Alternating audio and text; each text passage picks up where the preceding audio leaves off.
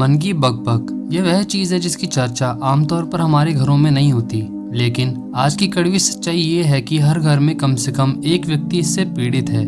या तो लोग अज्ञान हैं या फिर जान के अज्ञान बनते हैं, जो कि इतनी बड़ी गंभीर चीज़ को भी नज़रअंदाज करते हैं। तो दोस्तों, इस वीडियो में हम सबसे पहले जानेंगे कि असल में ये मन की बकबक यानी ओवर थिंकिंग है क्या। फिर जानेंगे कि इसके क्या कारण हैं जिसकी वजह से हम इसके शिकार होते हैं। फिर एक बुद्ध की कहानी पे नज़र डालेंगे और जानेंगे कि असल में बुद्ध क्या कहते हैं इस बारे में, क्या उपाय बताए हैं बुद्ध ने इससे संबंधित। और अंत में इससे रिलेटेड एक कविता है जो कि आपको बहुत पसंद आएगी। और हाँ, इससे पहले कि आप इस कहानी में खो जाएं, चैनल को सब्सक्राइब कर लें ताकि ऐसी वीडियो सबसे पहले आपको मिले और ये कम्युनिटी और बड़ी बने। आसान भाषा में कहें तो ओवर थिंकिंग आपके दिमाग में लगातार विचारों को चलना है, लेकिन मुख्य सवाल ये है कि मन बेचैन आखिर होता क्यों है। तो आइए जानते हैं इसके कारण। पहला, नींद का पूरा ना होना। दूसरा, एक समय में कई चीज़ों पर ध्यान देना। तीसरा, वर्तमान में जीने की बजाय अतीत या भविष्य में अधिक रहना। चौथा, अपने सगे संबंधियों से अच्छे संबंध ना होना। पांचवा, चीज़ों को स्वीकार करने में असमर्थता और हर चीज़ों को अपने अकॉर्डिंग चाहना। तो चलिए चलते हैं अपनी बुद्ध की कहानी पे और जानते हैं असल में इस अशांत मन को शांत कैसे करा जाए। एक बार बुद्ध अपने शिष्यों के साथ कहीं जा रहे थे।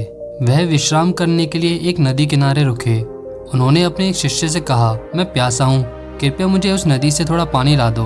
जब शिष्य झील के पास गया तो उसने देखा कि एक बैलगाड़ी किनारे से नदी को पार कर रही है।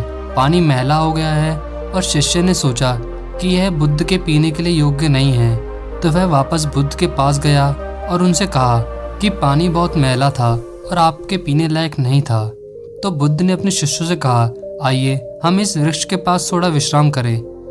कुछ समय बीत जाने के बाद बुद्ध ने उसी शिष्य को फिर से नदी के पास भेजा और पानी लाने के लिए कहा। शिष्य नदी पर लौटा, लेकिन पानी अभी भी मैला था। वह बुद्ध के पास वापस चला गया। बुद्ध ने उसी शांति के साथ उसका स्वागत किया और थोड़ी देर प्रतीक्षा की। बुद्ध ने उससे फिर से नदी पर जाने को कहा और पानी लाने के लिए कहा। शिष्य को नहीं पता था कि बुद्ध के मन में चल क्या रहा है, क्योंकि उसे यह पूरा अभ्यास थोड़ा अजीब लग रहा था।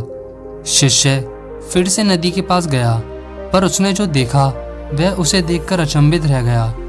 नदी जो बैलगाड़ी के जाने से बहुत गंदी और मैली थी, वह इस बार बिल्कुल अलग लग रही थी। एक साफ झील, गंदा पानी नदी के निचले तर पर बैठ गया था। उसने पानी लिया और बुद्ध के पास गया। बुद्ध ने पानी को देखा, फिर शिष्य की तरफ देखा तुमने इससे कुछ समय दिया और यह शांत हो गया।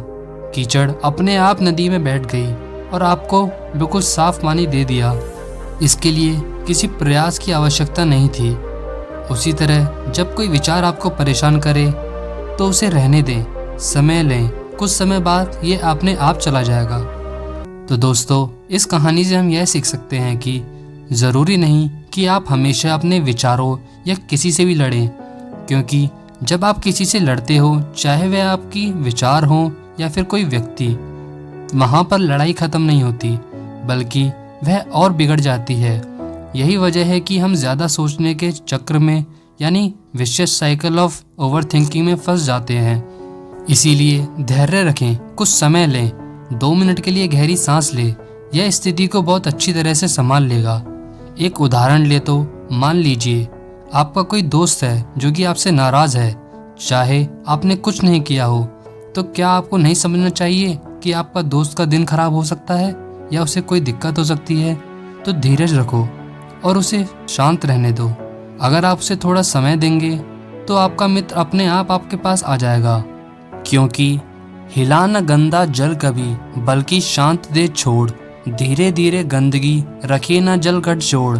बेचैनी के वक्त पर सीख यही बेचोड़। शांत चित्त की ओर यदि निज मन को ले मोड़। चिंता चिता समान है, इससे करे बचाव। सुखी रहे जीवन अगर चिंता मुक्त स्वभाव। चिंता और तनाव को चिड़ियों जैसा मान।